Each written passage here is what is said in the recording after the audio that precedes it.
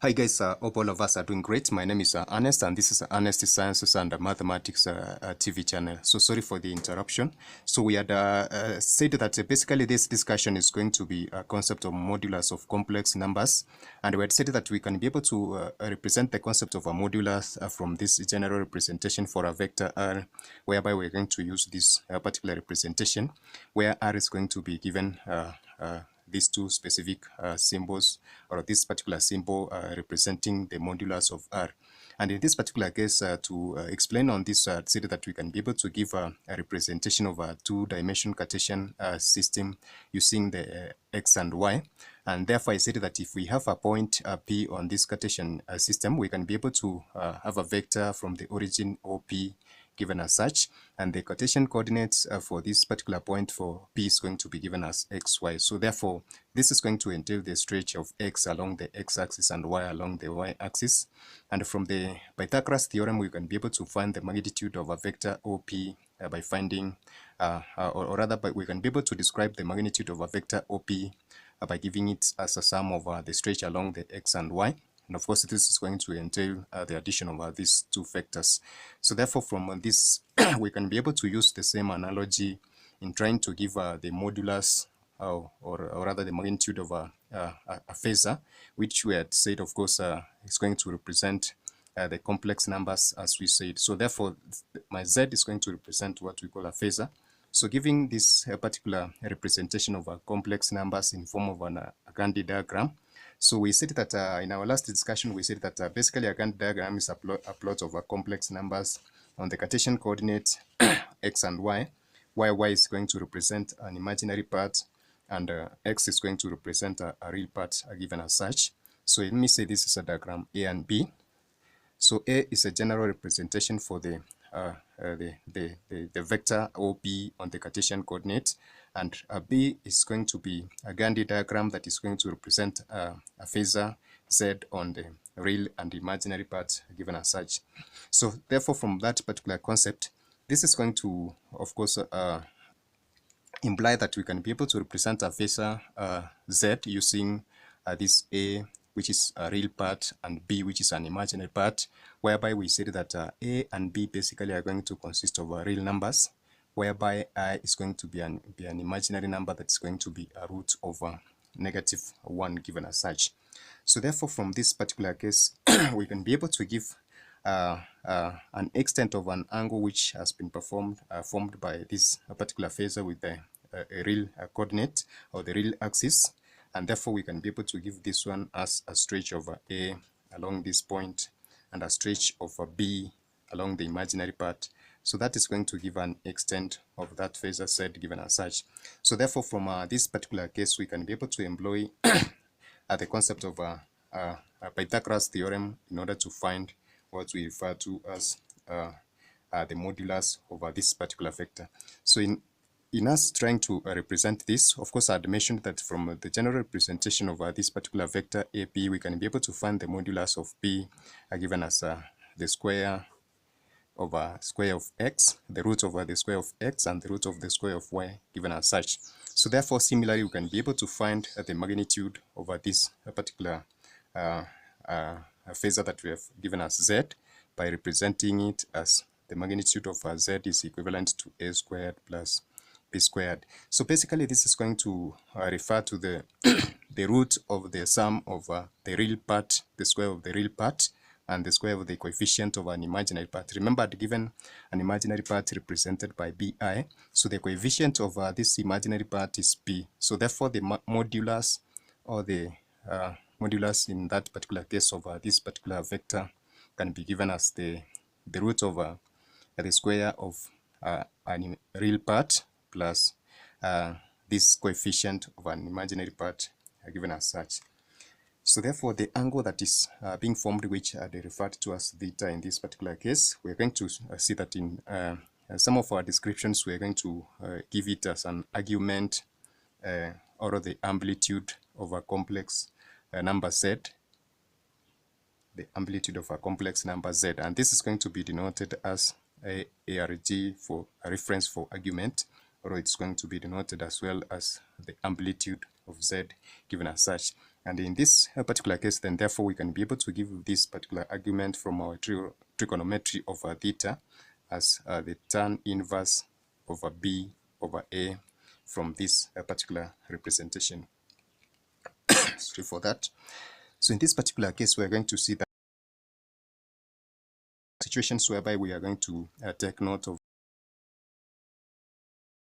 whereby we are going to first sketch this particular representation on a Gantt diagram, so that we are able to establish a specific quadrant whereby this particular of course complex numbers or the phasor is going to lie. So in this particular case, I'd said that we can be able to represent these four quadrants of a circle, a unity circle.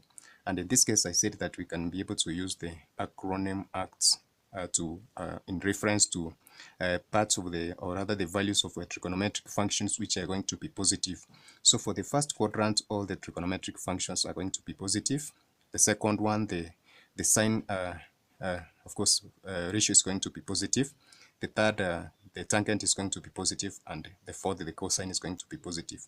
So therefore, we are going to take note of this particular, the value of this argument whenever we are going to find the value for the argument of z in this particular sketch of the complex numbers on the Gantt diagram, as I've said. For instance, we can be able to give an example of how we can be able to find the modulus of a number given as z, or the phasor of this represented as -3 minus 4i. And then secondly, we can be able to find also the phasor of a number given as 3 plus 4i.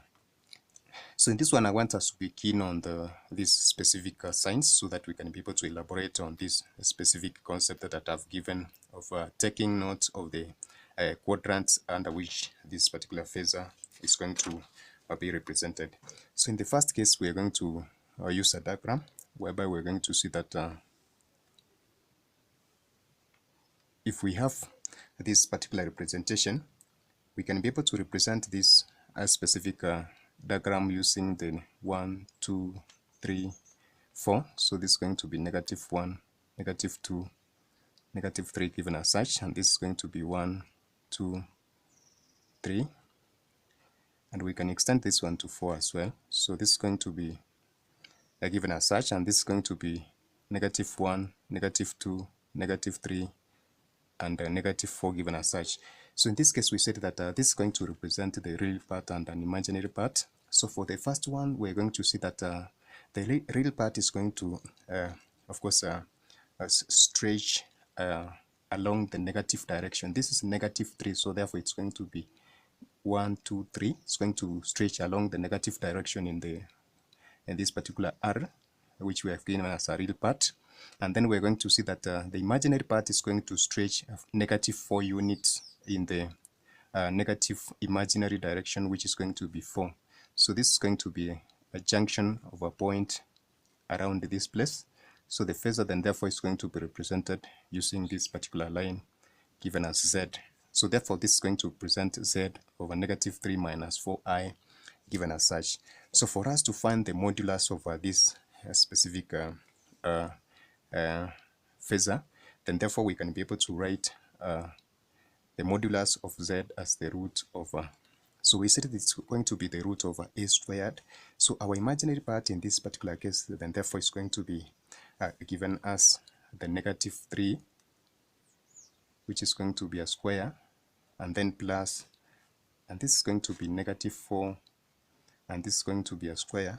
So this is going to give us a value of 5.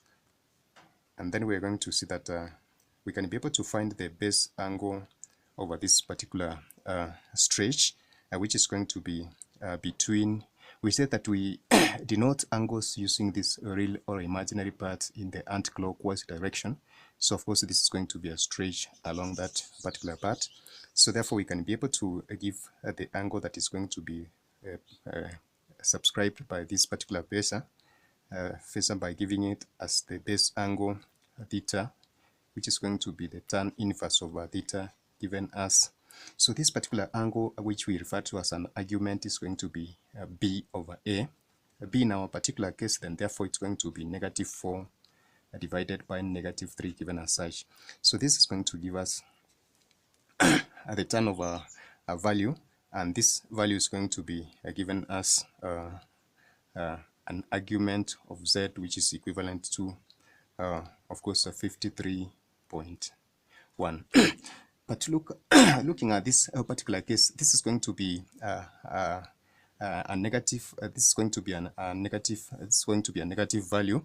But of course, we said that this particular stretch, as we have shown it from this particular case, is going to be, in terms of magnitude, it's going to be 53.1. But there's an additional 180 degrees that we're going to have from this particular stretch. As we said that we're going to, of course, take the angle measurement from this particular part. Therefore, our argument z is going to consist of theta, which of course is going to be 180 plus 53.1 given as such. So therefore, this is going to give us an angle of 2331, which is 233.1 given as such. So this is going to be contrary to the positive angle that we could have obtained for this negative part. So therefore, I'm just going to use the same sketch, but so it's not to be congested, but just in a simple manner, in that this real part for the second equation, let's denote this one as 1. So for this particular equation for 2, we are going to have it as a stretch over 4 along the real part, 3, and then 4 on the positive part. So as we can see, this is going to be directly opposite of a phasor that we had given for the first one, and this is going to consist of an angle theta, which is going to be 53.1 degrees, and we're going to see the relationship that is going to exist between these two specific representations that I've given for that. But of essence for us to remember is to know how to represent the modulus of complex numbers. Now, the additional aspect of this Gandhi diagram that I've given is just to assist us to do an evaluation of a particular nature of the phasors that we can be given for perhaps equation 1 or 2 respectively. So I hope that one is comprehensive. So catch us in our other videos where we're going to have different evaluations for various phasors that we may come across, which are going to represent complex numbers. So that is it for now, guys. Bye, God bless you. Catch us in our next video.